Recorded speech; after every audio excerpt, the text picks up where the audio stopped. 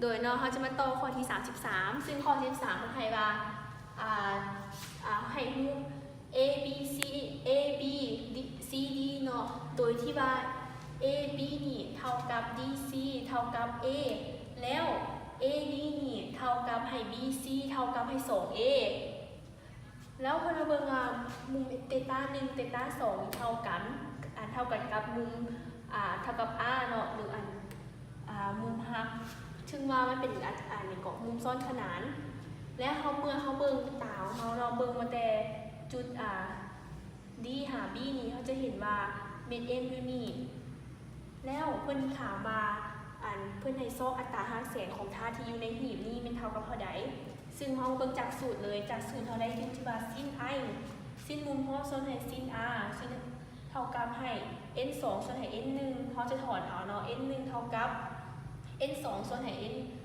n2 คูณ sin R ส่วนให้ n sin I เขาไม่สมผลหนึ่งเพราะว่าเขายังบ่รู้ว่า sin R sin I เป็นเท่ากับหยังจากรูป 3J ABC ABD เนาะ ABD เขาจะได้และมุมเตต้าที่1เท่ากับ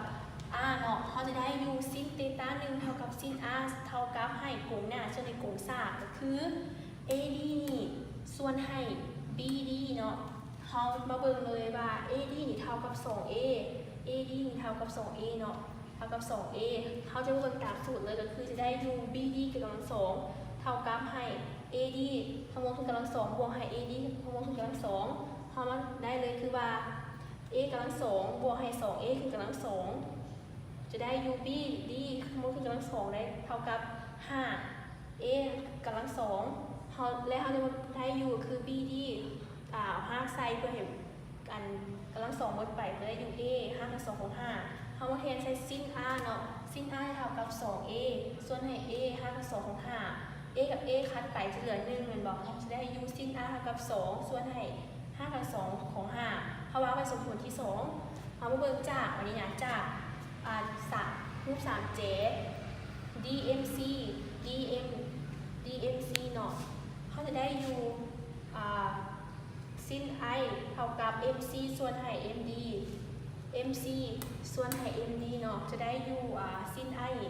เขาเบิ่งเลยเขาเบิ่งก่อนว่า MC เท่ากับ A เขาก็จะมาแทนใช้สูตรเลยก็คือ MD ทำให้กำลัง2เท่ากับ MC ทำให้กำลัง2บวกให้ CD ทำให้กำลัง2เขาจะได้ A กำลัง2บวกให้ A กำลัง2เท่ากับ 2A กำลัง2 MD เท่ากับ A 5กับ2ของ2เขาแทนใช้ sin I เนาะจะได้อยู่ A ส่วนให้ A 5กับ2ของ2 A กับ A คัดกันเหลือ1เนาะจะได้อยู่ sin I เท่ากับ1ส่วนให้5กับ2ของ2เพราะว่าบ้างสมผล3แล้วมาเบิ่งวันนี้ถ้าเอาสมผล2และสมผล3นี่มาแทนใส่สมผลที่1เขาจะได้อยู่ n1 เนาะเท่ากับให้1คูณให้2 5กับ2ของ5ส่วนให้1ส่วนให้5กับ2ของ2เขาจะได้อยู่2 5กับ2ของ2ส่วนให้5กับ2ของ5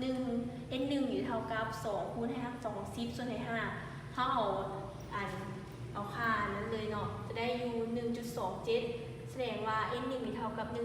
1.27 การ